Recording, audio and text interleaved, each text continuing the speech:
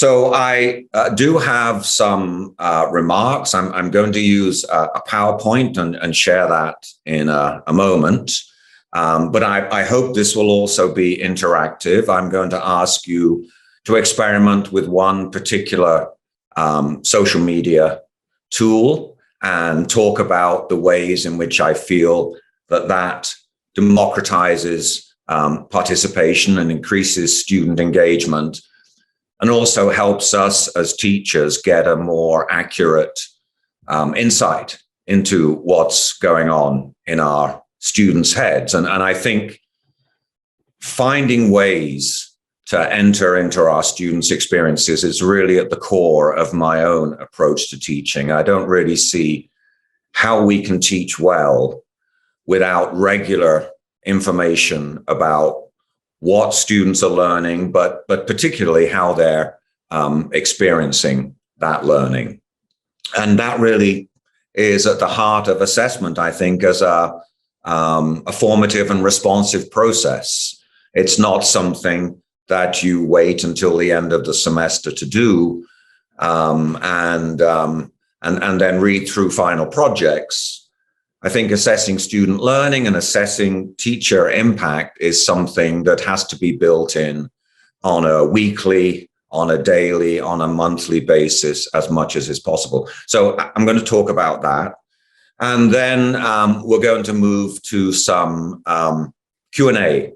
And I really do hope you will challenge me and critique me and stretch my thinking and bring your own experiences into the classroom. So I framed this keynote around a particular quote that I've heard, not in these exact words, but the spirit of it many, many times when students tell me at the end of a semester, usually, about everything that I have missed.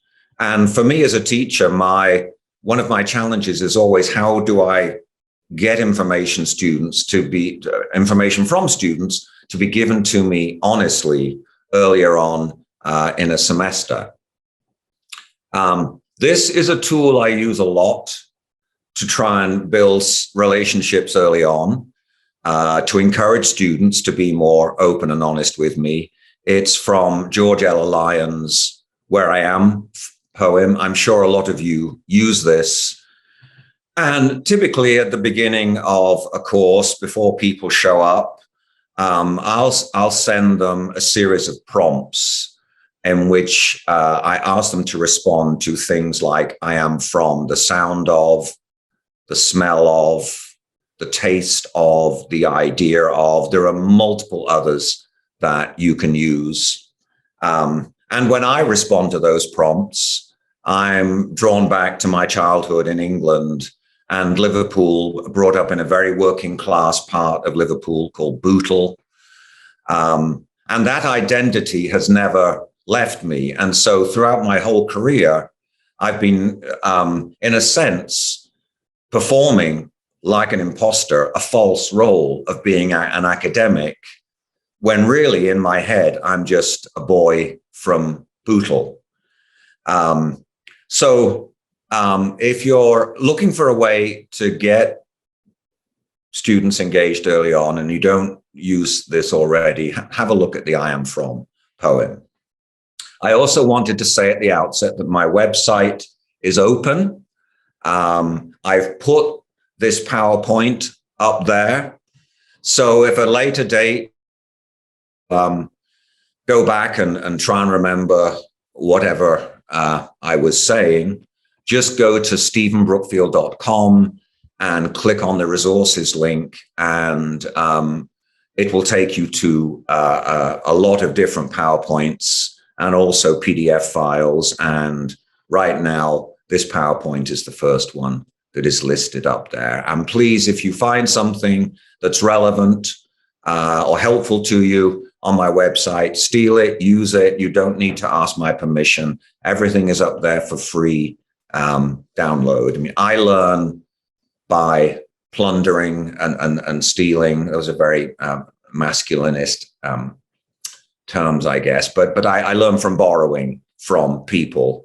I see a colleague doing something, I read about something, I go to a conference and see an exercise in action, and I think, whoa, that's great. With a little bit of tweaking, that would fit perfectly in my context. So please borrow with my full permission anything you find up there.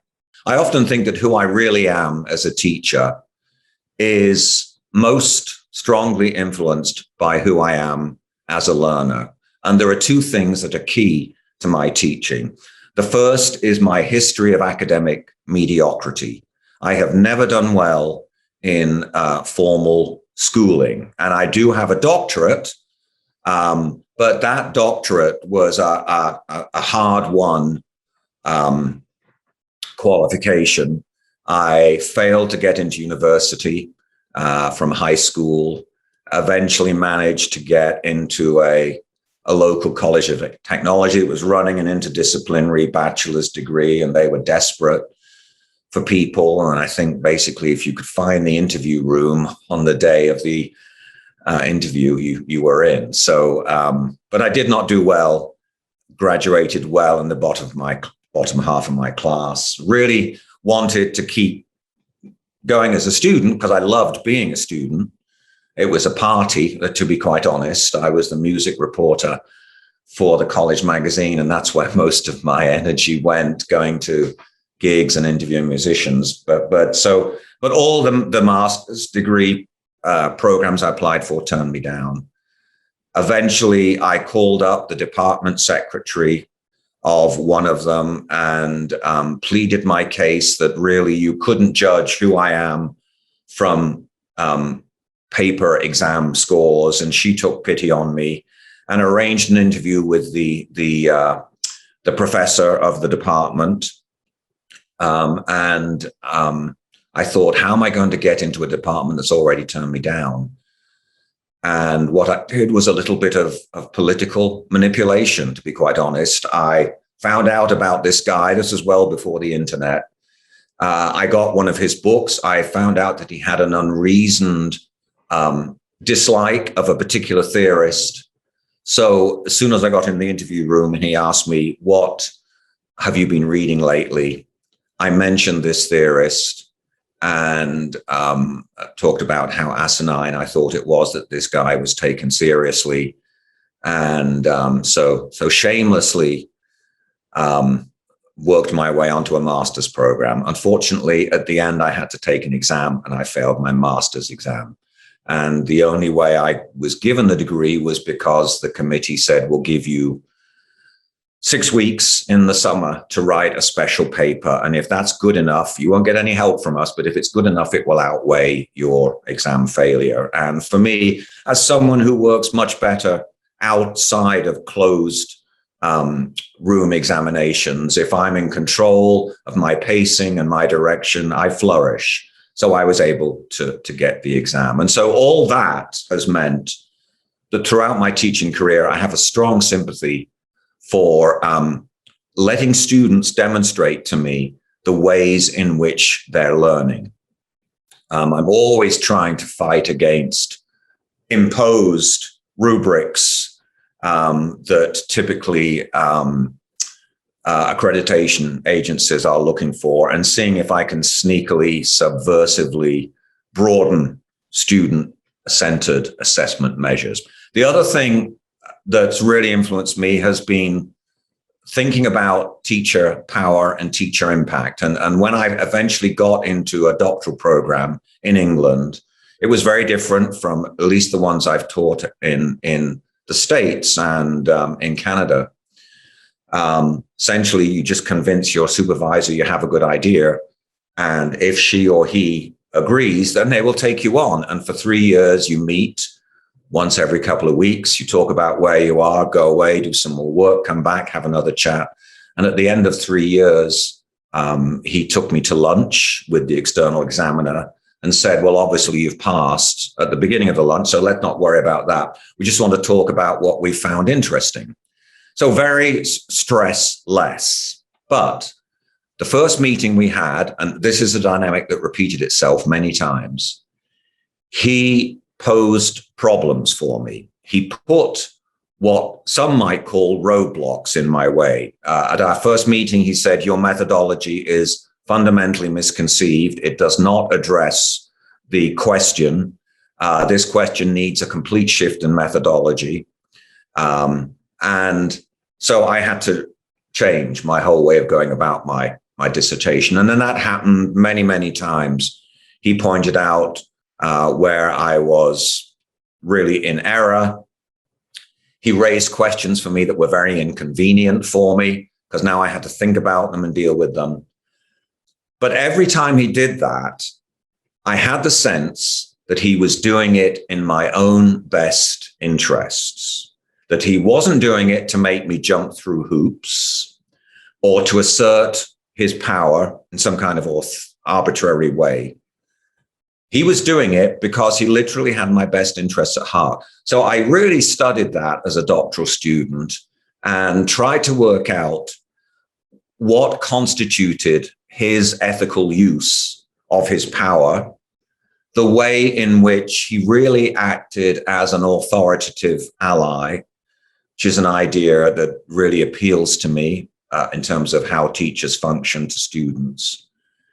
And it really introduced me to the idea that beneath any attempt to get students to think critically, to challenge their assumptions, to move them out of their comfort zone and confront them with problematic ideas, different information, alternative perspectives, to do all those things, you really need a relational underpinning. So my whole interest in the teaching and relearning relationship is based on trying to understand that relational dimension to it. And that has come directly from my own experiences as a student. So I want us to start with a use of a particular back channel tool. I'm going to use Slido for this tool. Hold on a second there we go. Let me go back to this tool. If you don't know Slido, I find it a very, very helpful tool to use online and also in face-to-face. So I wonder, could you all go to sli.do? That's all you need to put in your browser, not .com or anything, just sli.do. And when you get there, you'll be asked to enter a code. And the code is 583.111. Or if you're using your smartphone for today, you can just use the QR code on the right-hand side of the screen. So Slido, the code is 583.111. And then when you get there, you'll see a question, which I think goes to the heart of what we're looking at in this institute. When students are learning well, what does it look, sound, and feel like? So I'd like you to just respond to that question in any way that makes sense to you. And I've set this Slido for this morning to form a word cloud. So I'm going to give us another 60 seconds or so, and then I'll pull up the word cloud on the screen. So some interesting responses. Clearly engaged is the central one. And then I'm looking to see, well, what is going on when something is engaging to you? And I think some of the other responses, particularly around sound, give some indication of that. Noisy, loud, buzzing, couple on questioning and questions being asked. And to me, that is always a crucial way of assessing quickly where students are. Hums, curiosity, laughter, energy, brightness, a quiet buzz, and then some slightly contrasting.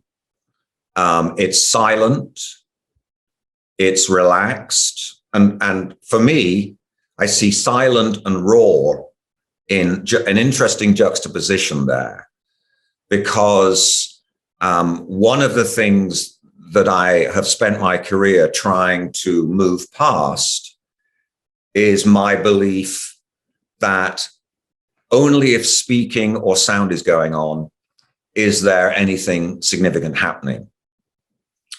And the longer I teach, the more I'm trying to build in structured periods of silence, acknowledging that if we're dealing particularly with difficult comprehension, we need time to process. And one of the things that I do now is that whenever I hold a discussion and I provide the question, or the students provide the question, I always begin with a 2-minute period of silence. And I ask people to make notes, written or mental, in response to the question.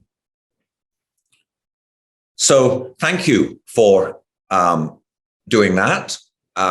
Just wanted to show you how that works. And I'm going to go back to the PowerPoint and just give a plug again for the use of back channels. I have found Slido in particular. I also use back channel chat quite a bit. There's so many out there. I'm sure you use other ones other than these three. Tweetback comes from Germany. That's what the DE stands for, Deutschland at the end. These are the three I probably use the most. I will, in the middle of any synchronous instruction, use questions frequently. I'll pose a question at the start of the class. I'll pose a question during the class, and give people 90 seconds to respond. I will have the Slido feed shared with students at the beginning of class, set one up, or a back channel chat feed, and I'll ask people to post questions throughout. And these are all anonymous. That's the crucial part. I want to bypass the fear that students have of needing to perform the role of student. I hate performativity when I'm a student. And having anonymous back channels to raise questions, to critique what's going on, to ask questions that students may feel are too dumb for them to raise. Sorry for using that term, but students often feel they in performing the role of student, they need to be smart and show how articulate they are and how they've learned the material. And if they ask a question that reveals their incomprehension, they're concerned about what I'll think. So I love the fact that these tools interrupt that performativity. And also, as a strong introvert, I love the idea of being able to ask questions in an anonymous online environment. So let's talk a little bit about some of the assumptions around assessing learner impact. I've already said that I feel the most important knowledge that we need to assess our impact is consistent, reliable, valid information about how students are experiencing their learning and experiencing our actions. And in my work on critical reflection, I've talked about the 4 lenses on the right-hand side that we have that allow us to do that. I've already talked about my autobiography in my opening remarks. The one I'm going to focus on particularly in this presentation today is students' eyes. But we also have colleagues' perceptions. I love to team teach whenever I can, to have a built-in reflective mirror to process what's going on, to bring to my attention things that I've missed.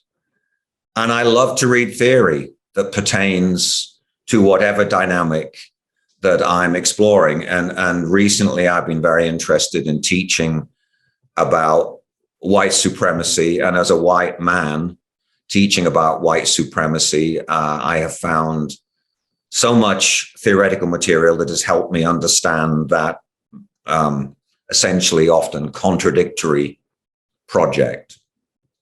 So some of the things I like to use in students' eyes are these techniques. I'm sure a lot of you know them. They're very quick ways to get a sense of what's going on in an online format or in a face-to-face environment. The descriptions of them are just briefly on this slide. I like a 1-minute quick paper, and often I'll do this using Slido. I'll finish up a class, and the last thing we'll do, I'll say, what questions are you left with after a discussion or after the class? And people can either post those on Slido, or I'll give them a minute and have them just write something and hand them to the front of the class at the end if we're in a face-to-face environment. The muddiest point, what part of the presentation did you find the hardest to understand? Again, these are all anonymous. The after hours group, I ask students to volunteer either for extra credit or for a reduction in some assignments, but instead they form an advisory group to the course. They meet on their own to chat each week, and then they forward to me the concerns that their peers are giving them, are addressing to them. Social media we've talked about, and then the learning audit. One way of doing a quick assessment of where students are is to pose these 3 questions, sentence completion questions, really. Here's what I know that I didn't know this time last week.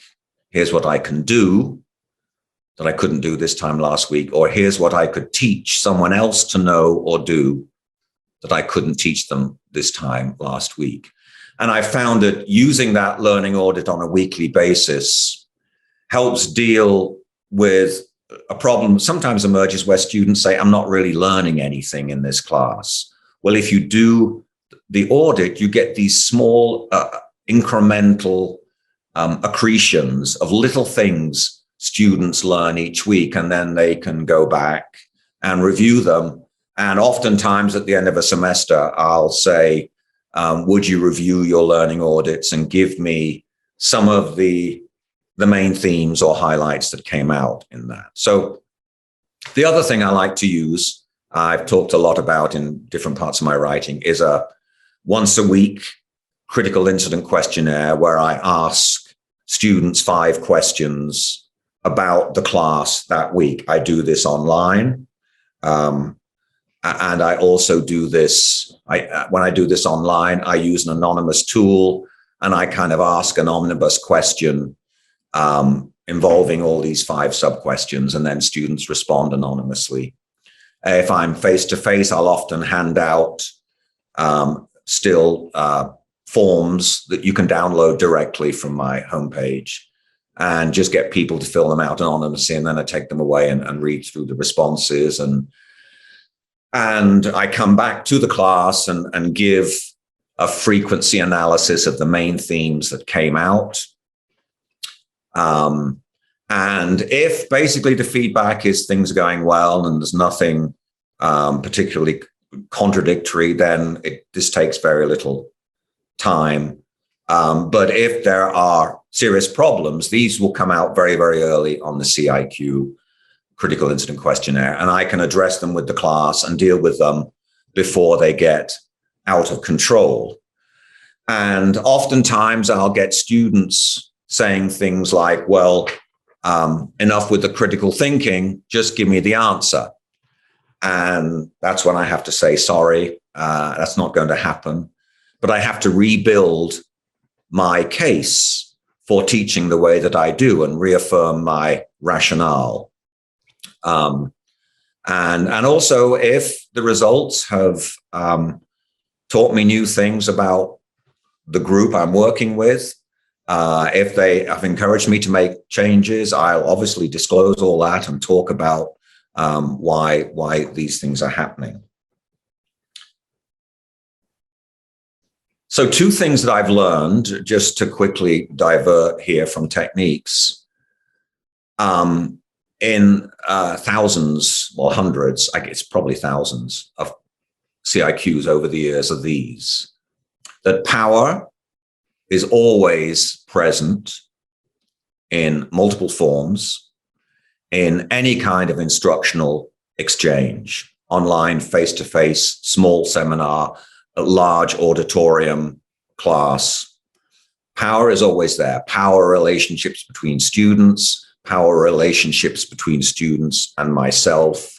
Students are watching how I exercise my own power. And also, the group work is much more problematic than I had assumed at the beginning of my career. And the longer I've taught, the more focus I've given to structuring group conversation. So I want to kind of look at ways in which I've operationalized these insights. So I do feel students are always watching us. They're constantly reading meanings into our words and our actions that we have no control over.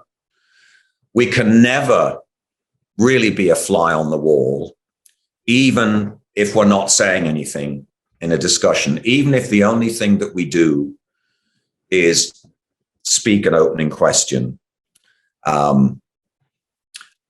Students are watching us. They're watching whether we're nodding, whether we're frowning, whether we're writing things down, who we're making eye contact with. Visiting groups is something I've thought a lot about. To what degree is my visiting groups, when I've set them a task, supportive? Or to what degree does it become an act of interference and inhibiting? I've had groups say they watch me as I go around the room, and the closer I get to them, the more they feel the pressure to perform, to be good students. So I've actually now stopped doing that. And instead, I've told students I'll be happy to visit any group or come into any breakout room, but I would like them to invite me by raising their hand or by sending me a message on Zoom. Let's talk about this particular process. And if you've read any of my work, you know that this is a favorite example of mine. First thing I ever did as a teacher was get to the room early and form the chairs into a circle. I did that for a lot of reasons. I wanted students, when they walked in, to feel that this is a different learning environment. In this environment, my experience will be respected and acknowledged. This is an environment that's going to be more relaxed and congenial. It's not going to be like high school, although that's probably disrespecting many creative high school teachers. The distance they'll feel between them and me as the teacher will be reduced. And I assume that on seeing this furniture arrangement, students will be much more likely to contribute and to participate.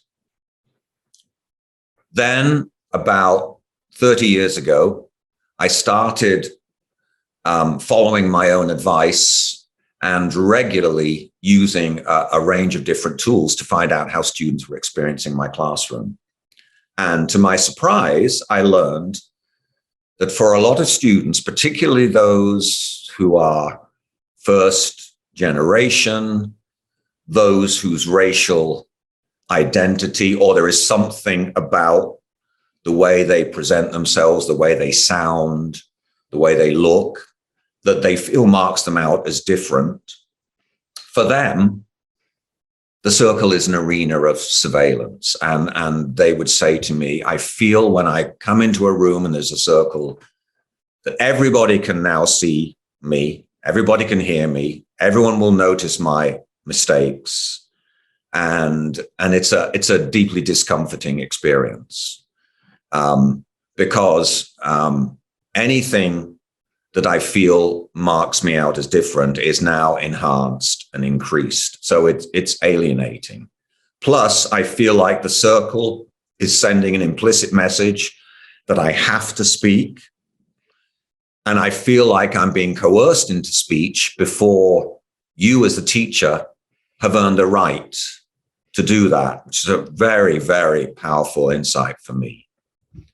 And also that the circle has robbed me as a student of the chance to judge you, to make judgments about your competence or your authenticity. And I need that time to decide that you can be trusted.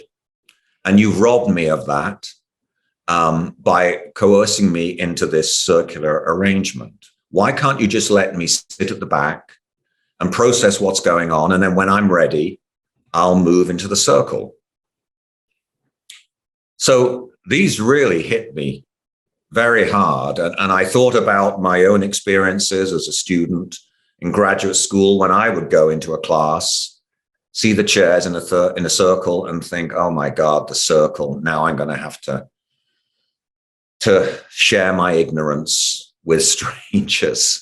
Why can't you just let me sit as an introvert, process, and when I'm ready, I'll participate.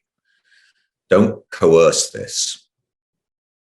Well, now I still use the circle because I do like the fact that it creates clear sight lines, so that if someone does wish to contribute or ask a question, they don't have to peer from out behind another body.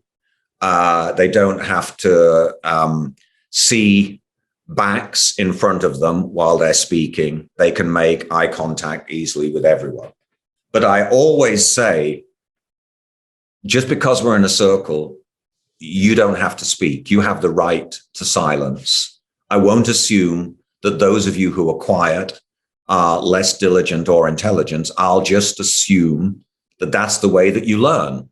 And equally, those who are asking questions, making great comments, I won't assume that you're smarter or more committed as a learner. I'll just assume that you learn by verbal processing, which a lot of people do. That's how they make meaning. They talk things out verbally. And I also emphasize to students that it's my responsibility to self-disclose before I expect you to do the same. And of course, as a teacher, it's a very interesting dynamic to explore, where you're trying to self-disclose around a topic or a question, but you're trying to do it in a way that does not provide a template for students to imitate. Want to finish by giving one of my favorite examples of how a teaching act looks from a teacher's viewpoint and from a student's viewpoint. So one of the things I've been proudest of, at least for the first 20 years of my career, was an opening speech that I would make. I felt that this speech and the high points of it are on the screen. This speech, along with the circular seating arrangement, really marked me out as a special teacher, as someone who was humanistic, democratic, respectful of students. So I would go to my first class. And also, by the way, I used to use this speech in any leadership role where I was department chair for the first time or leading a task force or anything like that. I would start off by saying, call me Stephen. I'd like you to use my first name because I want this to be a friendly, relaxed, congenial atmosphere. You don't need to call me doctor or professor. Let's not, have those formal titles here. Just call each other by my first names. And of course, feeling that, I felt, oh, wow, I've just removed power from the room, which is an incredibly naive way of thinking. But we all got to start somewhere, right? And then I would say, I've really been looking forward to teaching this class because I learned so much from my students. You teach me so much. My job is to help you realize what you already know, because you all bring skills and experience and knowledge and insights. And even though you feel you know nothing about the topic of this course, I guarantee you've had autobiographical experiences or experiences as a student or as a learner. You've come across allied fields of knowledge. You're bringing a lot to this class. You're not empty vessels. You're bringing yourself into learning. And I'd say I'm really looking forward to it. I'm just going to learn so much from you. I'll probably learn more from you because there's so many of you than you will learn from me. There's one of me, but there's multiples of you. And then I'd say, I really encourage questions. Questions to me are like a gift that you're giving me. Because when you ask me a question and I don't know the answer, I have to go and find it out. I have to increase my knowledge base. I have to do some good thinking. So I want to thank you in advance for the questions that you're going to raise in this course that I don't have all the answer to. And the further you get into this knowledge area, you realize no one has all the answers. No one knows everything. Everybody is questioning. Everybody is growing. And when we ask a question of a colleague or a peer, and they have to go and find out the answer, we're really giving them a gift for learning. So thank you in advance for all the gifts you're going to be giving me in this class. And then I'd say a couple of last things. First, the way you learn is by making mistakes and studying what's behind those mistakes. That's how we grow. That's how we develop, by studying mistakes. If you knew all this, or you could do all this, there'd be no point in you showing up for the course. So when you make a mistake, as you will in this class many times, don't feel embarrassed. Don't try and hide it or cover it up. Instead, try and celebrate it, because a mistake that you study and learn from is the richest moment in your learning. That's where you really move forward. And just to give an example, I'm the teacher. I've taught this course a lot of times, but I still make basic mistakes every time I teach it. So I'm going to be hopefully a model for you of learning purposefully from mistakes. And again, don't hide them, bring them out into the open, celebrate them all, tell us all about the mistakes you're learning and making and how you're learning from them. And finally, I've planned this course very carefully. I've taught it a lot, but I know from experience, sooner or later, something unexpected is going to happen that will take us all by surprise. When that unexpected moment for learning happens, I don't want you to look to me for the answer. We, as a community of learners, are going to solve it. We're going to pool our wisdom, and we're going to think through, how do we deal with this unexpected eventuality? So I would make that speak, and I just feel, wow, you are Carl Rogers is channeling through you, Stephen. You are just such a wonderfully humanistic, supportive, democratically inclined teacher. The students are going to love you. So I kind of get puffed up and think, I'm so great. Then around 1990, started working on a book called The Skillful Teacher. One of the things that I did was go back and ask as many of my students that I could get access to in the 80s, what were the best and worst moments of their classes with me?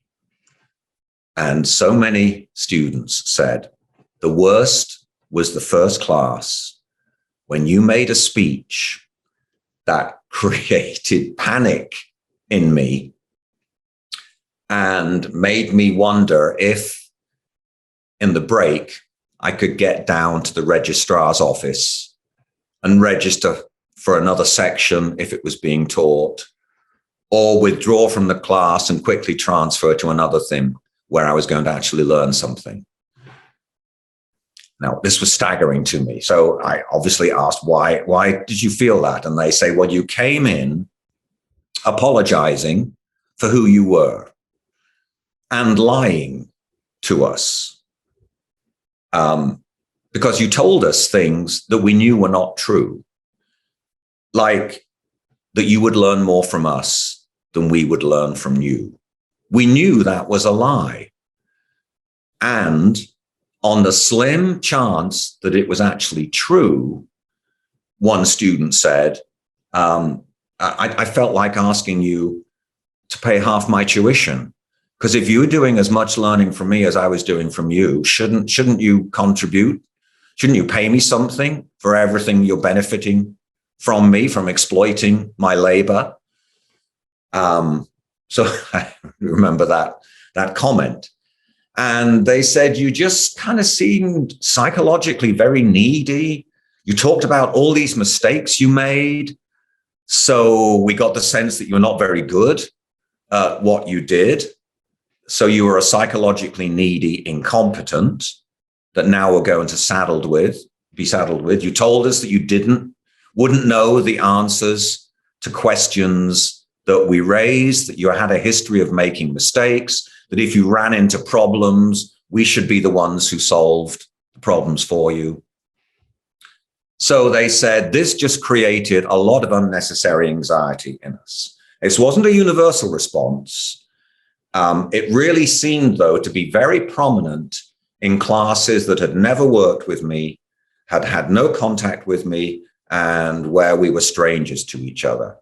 When I made this speech in a more advanced seminar where students knew me, it had much more of the impact that I wanted. But in a first meeting, it seemed to be doing the opposite from what I wanted.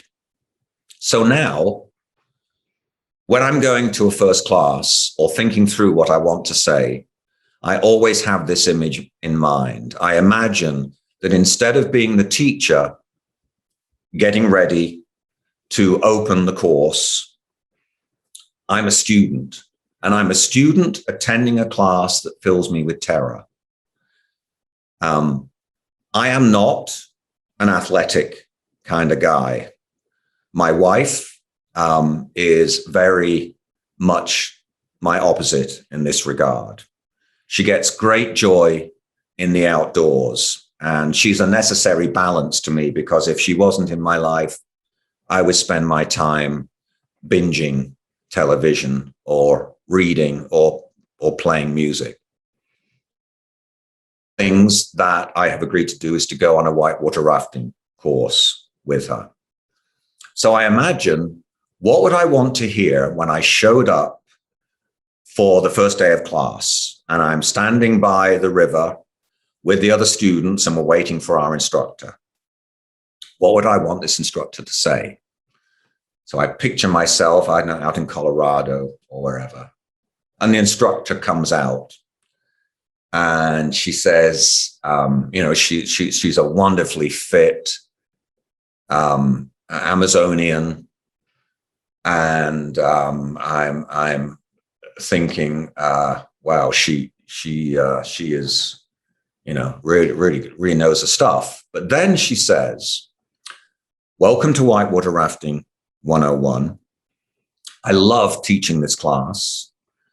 One of the things I love about doing this teaching is that I learn so much from you, my students. And you may feel that you know nothing about whitewater rafting, but trust me, you have experience in other parts of your life that will transfer directly into the learning that you're going to be doing when we're out there on the river negotiating rapids. For example, you've all had to make decisions very quickly in stressful moments, right?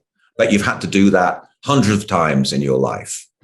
Well, making decisions in a stressful moment is exactly the kind of learning that you'll be deepening and exploring as we're out there on the raft.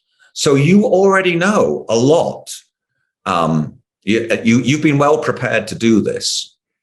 And she says, because there's one of me and there's multiple numbers of you, I'm probably going to learn more from you than you will learn from me. And then she says, let me say a couple of things about how I like to teach my class. First of all, I love questions. Questions are the richest moments in learning.